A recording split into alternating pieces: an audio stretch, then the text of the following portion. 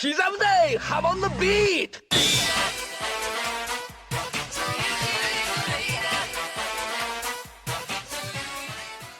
Out of the entire JoJo series, there isn't a single character with a larger presence than Dio Brando. He has served as the main antagonist in 2 of the series' parts, and his influence extends across the entire story of JoJo's original continuity. Dio is undoubtedly one of the most recognizable characters in JoJo, and just his influence even spreads to people that have never encountered the series before. I would honestly consider Dio to have an easy chance at being the single greatest character Hirohiko Araki has ever created, and I think he is the one that most embodies Araki's writing philosophy and the main themes of the story he wrote. However, while he may be iconic, I also think that Dio is one of the series' most misunderstood characters, even by ardent fans of JoJo. One of the most common points I've seen laid out is that Dio's personality and demeanor were inconsistent, moving from parts 1 to 3 and through his depiction in flashbacks in part 6. I couldn't disagree more, and I think Dio is one of Araki's most well-written and fully realized characters. I want to take a closer look at Dio and hopefully find out who he really is. I'd like to know what he thinks of himself and others, what his philosophy on life is, and what his ultimate goals in the series really are.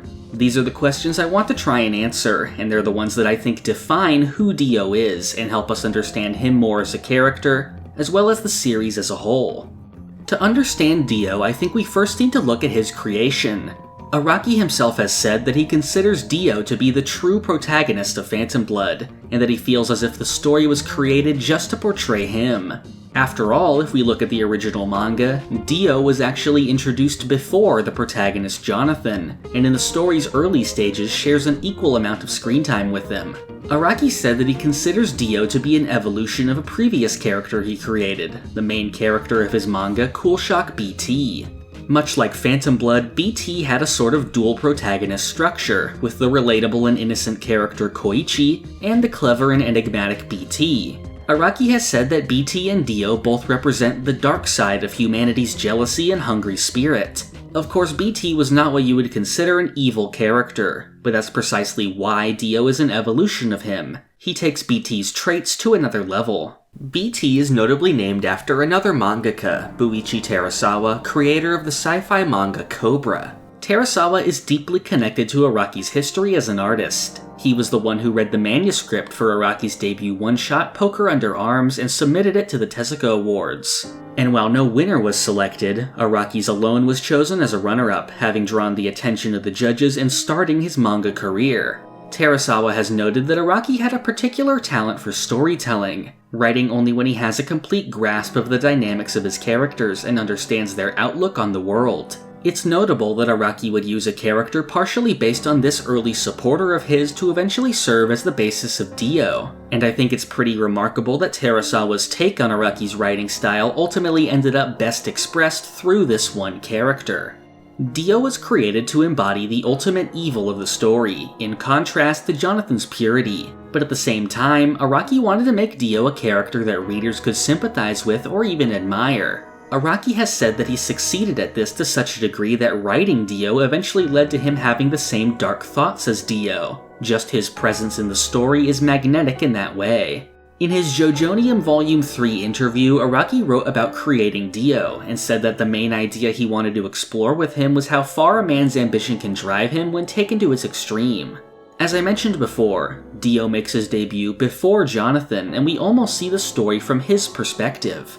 We see his life living as a child dealing with poverty and abuse. After the death of his mother, seemingly the only person to genuinely care for him, he was left at the beck and call of his abusive criminal father, who had worked his own wife to death. But despite this, Dio is shown to be almost naturally above it all. He's intelligent and composed and seems driven forward by endless ambition. In contrast, Jonathan's life almost could not be any better. He is part of a wealthy family and has the love of a caring father. Despite this, Jonathan is actually a lot more naive compared to Dio. Dio's poor upbringing was the very thing that created his feeling of superiority toward others. The tricky thing about that is that in many ways, Dio is superior to those around him. That's the part of Dio that we can admire, that he really is just as smart and resilient as he appears. And it's that bit of truth in his character that makes his downfall more tragic. Dio has the capacity for good, and has been shown to have some amount of honor, but his evil actions far outweigh those, and Dio claiming to have any kind of moral boundaries can only come off as hypocrisy in the face of everything else he does. His actual good traits that helped him survive in a hostile world feed into his negative ones, and he becomes engulfed in endless ambition to become better at everyone else's expense. And it's that obsession with superiority that pushes Dio forward until it reaches its inevitable conclusion, Dio's complete rejection of humanity. The scene where Dio chose to throw everything away for power is maybe his most defining moment. Vampires as a subject in fiction have always been steeped in allegory. They're often used to tell stories about what it means to be human, and to represent the inhuman acts that some humans commit. This idea is so fundamental to JoJo that it is the first thing we are ever shown in the story, before any named characters. We see part of the Stone Mask's history during its use in Mexico, with the idea that Aztec sacrifices were really used to fuel the mask. It tells us that the Aztecs were known as the people of the sun. Ironically, their use of the stone mask and rejection of humanity would turn them into nocturnal vampires, eventually leading to their destruction and vanishing from history. When Araki was asked to describe JoJo with just one theme, he said that it is a celebration of humanity. From that we can see that the story's initial main foes, and its largest villain being someone who has rejected humanity, is very intentional. A vampire is someone that has rejected their humanity, and so in a meta sense, they are rejecting the main theme that controls the shape of the story. A vampire is also a being that must kill others to survive, often turning them into their own undead minions. The vampire is really a kind of embodiment of human suffering. It can't just simply live in solitude. Just to continue existing, it must cause pain for others. Not only are they a rejection of humanity, their role is necessarily an active force against them. In a lot of ways, Dio's real goal in Phantom Blood is to have the life that Jonathan has. His initial motivation in the manga is to take Jonathan's place as the heir of the Joestar family, and eventually is willing to kill him to do so. His hatred for Jonathan comes from his jealousy, and that stems from some twisted form of admiration for Jonathan. First for the life that Jonathan gets to live, and eventually for his life itself. Dio aspires to become like Jonathan, first to assume his role in the family, and even to intervene in his love life, and later still to end Jonathan's life in a staged accident. Dio eventually realized that their lives had been intertwined by fate. Without Jonathan, Dio would have never obtained the power of the Stone Mask, but because of Jonathan, he can't rise any higher. The two exist in perfect balance, and so Dio believed that the two of them were one. Here too, though, Dio's wish to fill the role of Jonathan is pushed to its inevitable conclusion of Dio wanting to literally become Jonathan through the acquisition of his body, no longer just taking the life Jonathan had, but also reclaiming Jonathan's humanity that he himself rejected. And of course, he ends up succeeding in this, effectively taking Jonathan's place in his own family tree and sharing a psychic connection to his descendants. He later even gains control over Jonathan's stand, the literal manifestation of his rival's fighting spirit. After Dio's nearly 100 years spent in the coffin, he became even more detached from his humanity. You could only wonder what actually went on in his head during this time, and how that would shape his own outlook on life afterwards. First and foremost, he probably wondered how and why his life had progressed to that point, and he may have reached the conclusion that like everything else before it, it was simply inevitable. After his re-emergence, either through his own introspection or with his interactions with the fortune teller Enya, Dio became aware of the inevitability of fate. The inevitability of these things is our most important takeaway here, that Dio as a character has an intimate bond with the idea of fate. Fate, or the idea that all things in the world are predestined, may be the single most important idea to understand when it comes to Dio's character. Araki himself is also heavily influenced by the concept of fate, and he has built his entire writing philosophy around it. In his book, Manga in Theory and Practice, Araki talks about what he calls the Golden Road. This is a narrative style with strong and determined characters that are constantly pushed forward to their end goal. Araki has also repeatedly described his own writing process in that same way, as if he is being compelled forward by some force to continue the story. Araki has said that when creating a character, the most complicated part to think of is their birth, and after that, the rest is simply inevitable. You could conceive of a character having free will, but if their objective has already been decided, do they really? The only possible outcome is for the story to progress in the only way that it could. This writing style materializes in the actual world of JoJo through its system of fate. Fate obviously plays an important role in the series, of course, due to the fact that all actions are governed by it. Fate in JoJo is described as a kind of gravity, and may in fact be a result of the properties of the law of gravity itself. This is an extension of the very old idea that destiny is tied to the movements of stars and other celestial bodies. It would make sense that large changes in gravity could have a kind of butterfly effect with things on a smaller scale. One of the most notable things about Fate in JoJo, however, is the way that it connects people together. Since all mass has gravity, each person has their own personal gravity, pulling others towards them. We have seen some examples of this throughout the series. For instance, one example in Part 4, that a person's own physical charisma is a factor that can influence fate. Dio himself is described as a person with great charisma and has the power to sway people with his presence alone. Dio's own physical beauty and presence has the power to draw countless allies to his side, another thing that ties Dio to the classic idea of a vampire. Part 4 also tells us about the way that fate draws stand users together through these psychic bonds. In Part 6, we see Dio speak about the belief in gravity, that people are destined to meet each other. Dio traveled the world to meet as many people as he could to study this idea, to understand the forces that control the world and the same force that led his life to the place it was. Dio became obsessed with this concept and began to build his own philosophy surrounding the idea of heaven.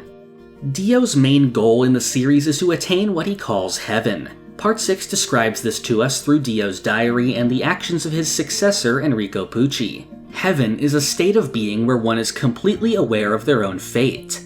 In the world that Dio envisions, people will know everything that will ever happen to them before it happens. People attain heaven when they completely accept their fate and become content with their own outcome, good or bad. Perhaps Dio based this idea on events from his own troubled past, like the death of his mother and his likely traumatic experience in the coffin. If he had known about them and completely accepted them beforehand, then he could have avoided the pain that came from experiencing them. The ritual Dio devised to obtain heaven is a long and complicated one, which I actually have gotten into in a full video, but I do think it's worth bringing up here. Dio's plan required the destruction of his own stand and its evolution into a new one that could alter the world in a way to bring about heaven. The stand ability that Dio had obtained after his return was the World, with the ability to stop time. With this power, Dio is nearly unstoppable, so it is telling that he was not even satisfied with just this. Dio started by carving 14 phrases into his stand. By doing this, Dio literally shaped his own stand with his will to obtain heaven. Dio also understood the power that souls, especially those of evil people, could wield. The stone mask draws out an evil heart from the people who wear it, and simultaneously gives them immense power. Harnessing this power by having his stand absorb the souls upon its destruction will turn it into something new. Part 6 tells us that the forces of time and gravity are connected. This is true in reality as well, where time passes more slowly wherever gravity is stronger. In that way, we could also view the world as a stand with some control over gravity. As we also know, gravity is the force behind fate in the JoJo world. By controlling gravity, a person can also manipulate fate. After obtaining an evolved stand with greater control of gravity and manipulating gravity under the proper conditions, Dio planned to accelerate time in such a way that people would be unaffected as the world changed around them, until they are eventually placed into a new version of the same world, where they would become aware of their own futures in a new universe, with him as its creator. This philosophy of Dio that we saw fully develop in Part 6 is the source of a lot of the misunderstandings when it comes to Dio's character. One of these is the idea that Dio's more subdued and philosophical personality in Part 6 contradicts his lust for power that we saw in Parts 1 and 3. On the contrary, I think this actually shows an interesting duality in Dio's character. And despite what people claim, glimpses into Dio's philosophical nature have existed in all of his portrayals. In Part 3, we repeatedly see Dio adopt a more calm personality, often when speaking alone or to people that he trusts. A prime example of this would be in a scene from right at the beginning of his full debut, his conversation with Polnareff on the stairs. Here, Dio tries to persuade Polnareff to join him again, and speaks about the concept of peace of mind. He says that the reason people try to survive is because they desire this peace of mind, and that all relationships and conflicts between people just exist in an attempt to reach and sustain it. He tells Polnareff that by serving him, he can easily obtain this peace of mind, instead of living with the uncertainty of whether he would live opposing him. With what I've discussed already, I'm sure you can see that Dio is directly laying out his heaven philosophy here. The peace of mind gained from being completely secure in one's life, and not having anything uncertain in one's future.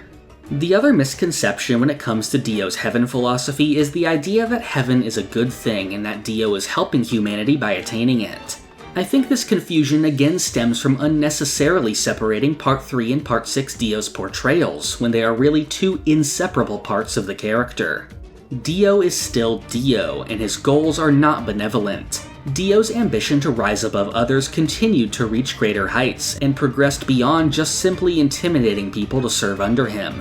As Araki said, Dio is a character meant to show ambition taken to an extreme. After becoming obsessed with the forces of fate that controlled people's lives, Dio planned to use them to benefit himself. With all people under the effects of heaven, they would not only have to live beneath him, but be forced to become completely content with that outcome. What some people seem to forget is that Dio had no intention of losing at the end of Part 3. This confusion stems from the heaven plan laid out in Dio's diary, where it is said that Dio's stand must be destroyed to allow its evolution into the stand to bring about heaven. However, Dio planned to do this ritual on his own terms later on, when the souls were prepared to be absorbed by his stand and give him the power to create heaven. Obviously though, that isn't what happened, and Dio's defeat in Egypt delayed the plan until Pucci could revive it using his own stand later on. Before that, Dio fully expected that he would defeat the Joestars and overcome them as the final obstacle fate would throw at him before his real ascension could begin. In a way, you can see that same desire to become Jonathan be expanded on, defeating the Joestars by becoming a Joestar, proving in an all-encompassing way that he is superior to them. Even with the way his character would evolve far into the future, it still ends up relating back to the original conflict in JoJo, that between Dio and Jonathan, and between humanity and that which is no longer human.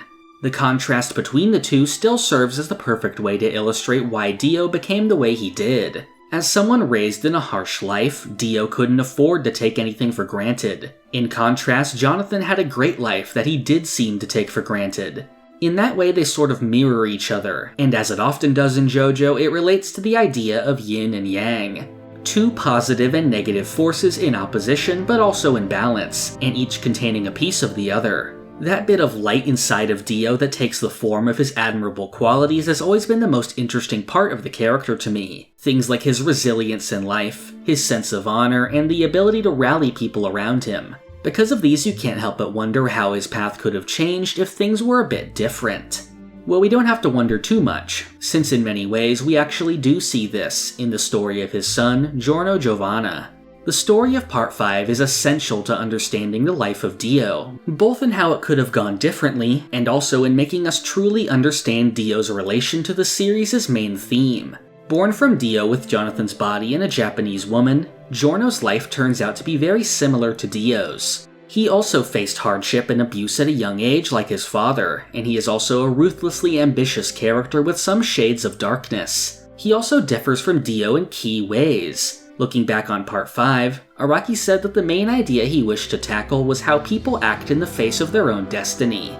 All of the major characters of Part 5 are shown to be born into tragic lives. And even after that, they still end up facing the possibility of more sorrow in the future. You can't just simply change fate, or it wouldn't really be fate at all. In Part 5, we are told the real answer to this question, and the key thing that differentiates Giorno from Dio. You don't try to change fate. The real answer is to never abandon your sense of righteousness, and to never stop believing that happiness dwells in the hearts of justice. This is the idea that pushed Giorno to become a force for good instead of following the path that Dio had.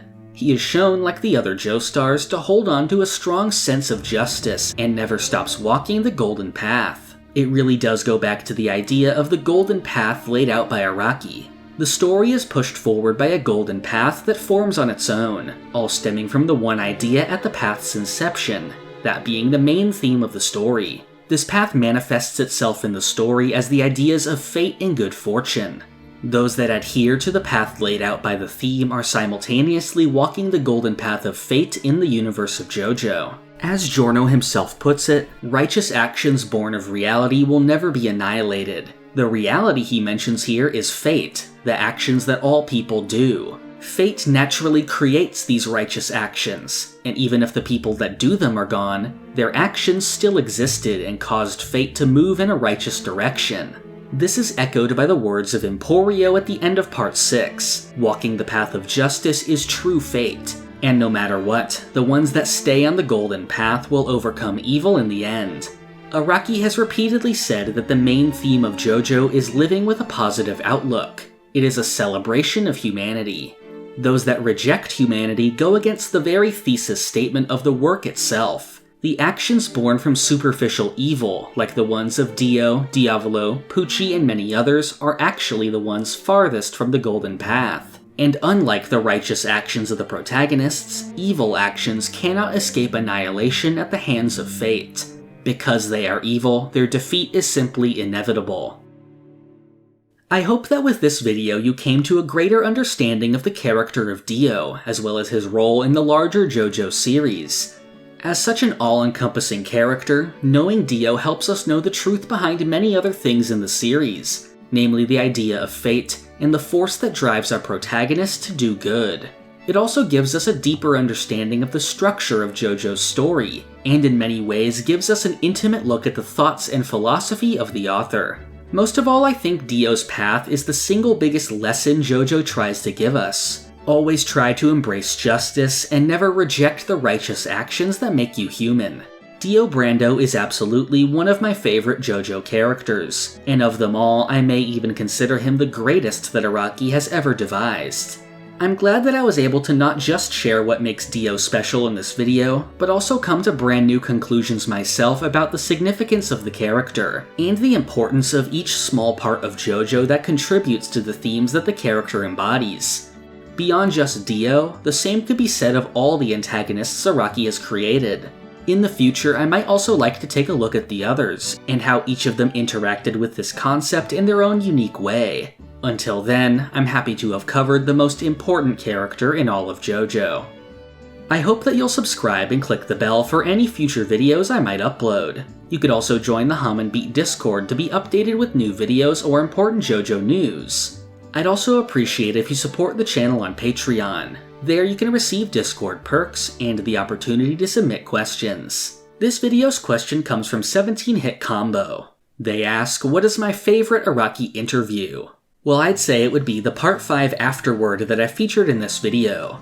I think it's the best possible example of JoJo's theme put into words, and Araki talks about the character's relationships with fate in great detail. Here he also gets into his decision to not have Fugo betray the group as initially planned, and instead to have him leave. Due to his depression at the time, he didn't want to have to portray something that negative. It's understandable that Araki would have a negative mindset during Part 5, which as he says is a story that deals with a lot of pain. But I think that this is also a good example of how Araki's own mindset shapes the story. Araki says that he was inspired by the characters, and by trying to look positively to the future in real life, the story reflects this as well and leaves Fugo's future ambiguous instead of needing him to die to resolve his arc. If you want to submit a question, you can become a patron at any tier and ask them via my page's Member Post tab. I like answering these with each video, so I hope that you'll ask as many as you want. Thank you for watching. This is the part of the video where I thank my $5 and up patrons. Thank you to Alex Ramirez, Doorbell, Crayon, Rigovids, Zucato, Pumpkin Doge, Marrow, Almighty Quarth, Cowrie, Gatlin Grove, Lime Jinjo, 17 Hit Combo, Sponge Cake, Cakext, Feliciano Rabaja, Rihanna Meme, Christian McDonough, Navi, Emmanuel Etienne, Pulse Dog, Great Riek, D, Dr. Zombie, Carmotrina, Hunter Gill, and Adam Grogan.